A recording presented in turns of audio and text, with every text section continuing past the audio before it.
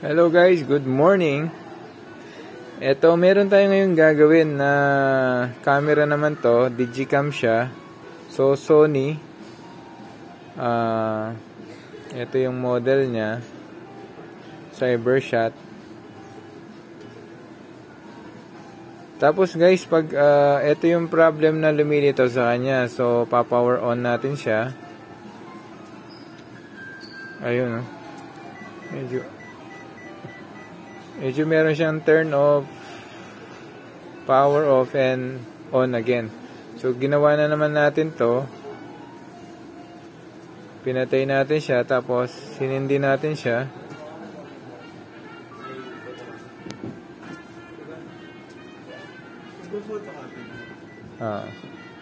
So ito guys, ganun pa rin siya.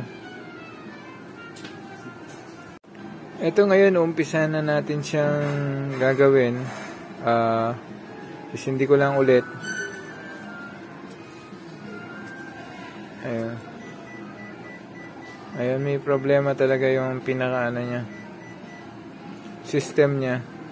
So, ito, di-disassemble na natin siya. Tapos para makita natin kung anong pwede natin gawin. At kung ano yung nagiging cause, bakit nagkakaroon siya ng problem ng ganito. So, eto na. So, itong camera na to, pag-aari po ni Miss Annalyn Evio.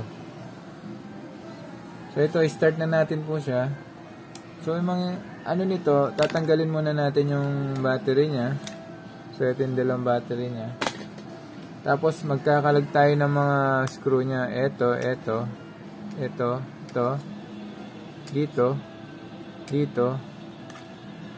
eto. So, umpisa na natin siya.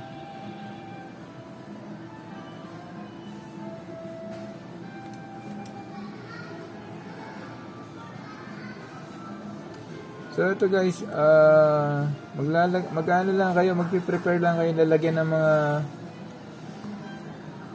screw nito dahil masyado maliliit to, minsan mahirap hanapin.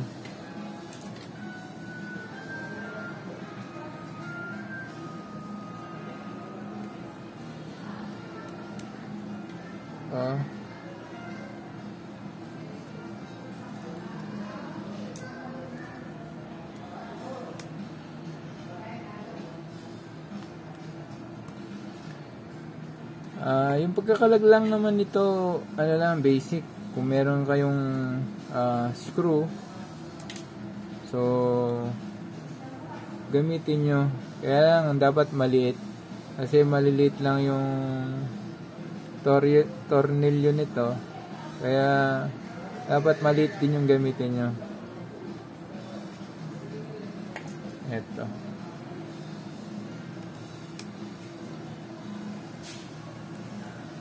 So guys, minsan yung mga electronics, ganito na mga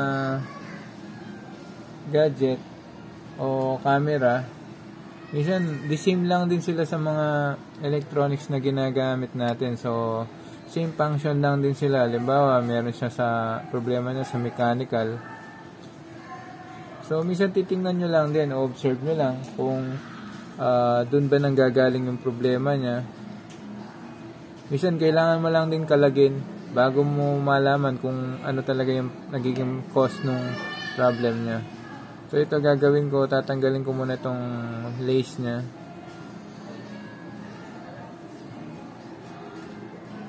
Okay.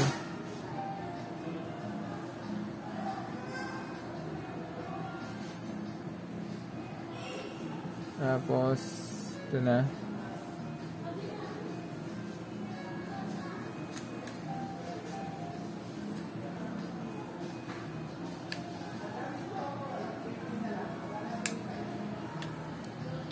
So, dito, yan.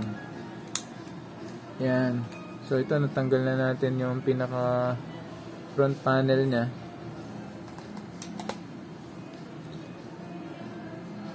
Tapos, dito naman tayo sa ito pala yung back panel, guys. Sorry, back panel. Ito naman yung front panel niya.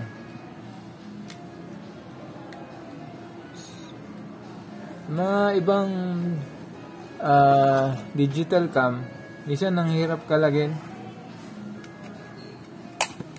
Kaya pag medyo masyado ng complicated, hindi ko na tinutuloy guys. Kasi medyo matrabaho.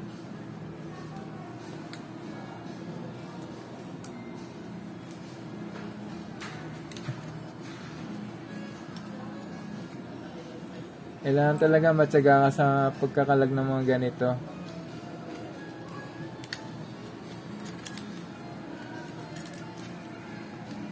Ayan.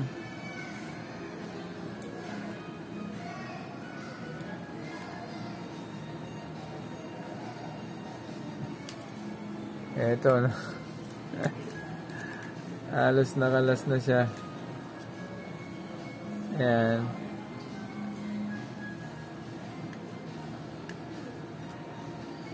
Okay. Ayan. So, inangat ko na lang muna siya kasi meron siyang ditong dalawang wire na positive saka negative.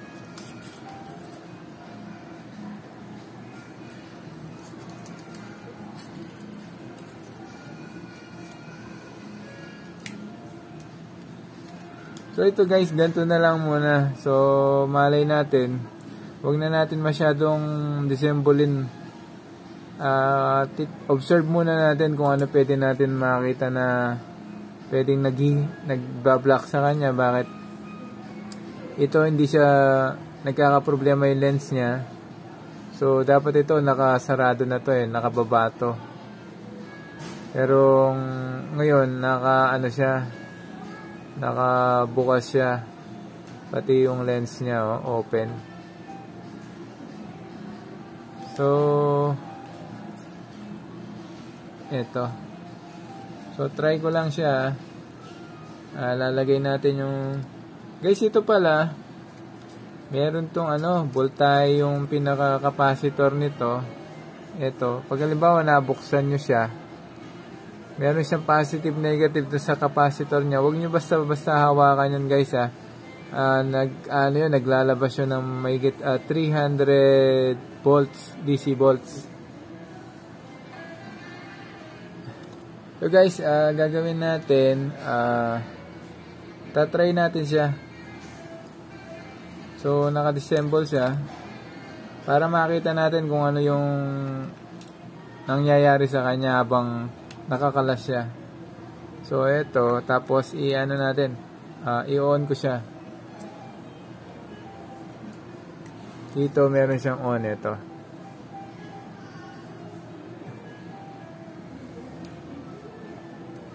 Kaya na-on siya. Ayun Ayun.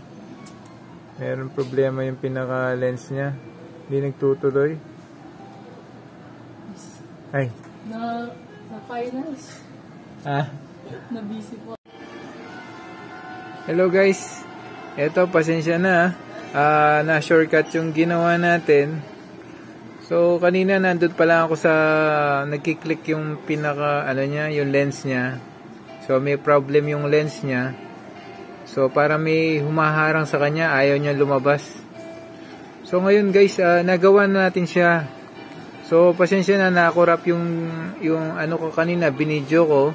Kaya, medyo na-shortcut na siya. So, ngayon guys, kaya pala ganun yung nangyayari. Re-reveal ko sa inyo, ito yung nangyari sa kanya. Ito yung pinaka-goma niya sa loob. Ito, nakaharang siya. So, nakaipit siyang ganyan, kaya ayaw niyang tuluyan na lumabas. So, ginawa ko, kumuha ako ng panglinis, so, papel. So, nilinis ko siya. So, ayaw pa rin niya. So, nangyari, pinatay sindi ko siya. So, patay sindi hanggang labas, pasok, labas, pasok. Hanggang mapalabas natin to guys. So, lumabas siya. Ayun, sandali. Eto guys, ito yung sealed nung sa loob nung mismong nito, lens niya. So ito hindi na siya lapat, kaya nagkaroon na siya ng problem. Kaya ito yung naging cause nung lens niya. So yun ang nagiging error niya guys. So minsan iba-iba yung error ng lens error eh. So ito, meron siyang minsan buhangin kung ginamit nyo siya sa beach, o minsan naman meron siyang alikabok na umiipit dito sa mismo lens niya para lumabas. So ito, the case nito, ito yung cause niya guys. So makikita natin pag inopen ko siya, ayun. So makikita, ayun, no? Lumabas na siya ng tuluyan. So ito, nakapasok to mismo dito guys sa ito mismo guys, ito yung pinakasilan niya sa mismong dito niya para minsan hindi pumasok yung mga alikabok. So ngayon nangyari guys, imbis na nakakatulong siya, so ito yung naging cause niya bakit ayaw lumabas at ayaw pumasok. So hinaharang niya. So ngayon nakita natin na medyo meron siyang nakausli. Tapos ito, hinila ko siya. So makikita nyo guys ngayon dito, meron na siyang i-okay natin siya. Ayun. So makakakita na tayo ng image guys. Eto na. So ayun. Low bat siya. Nakaharang. Guys, sandali ha. Patayin ko siya. Ayan. Hindi ko siya. Ayun. Dali, nakadim siya guys.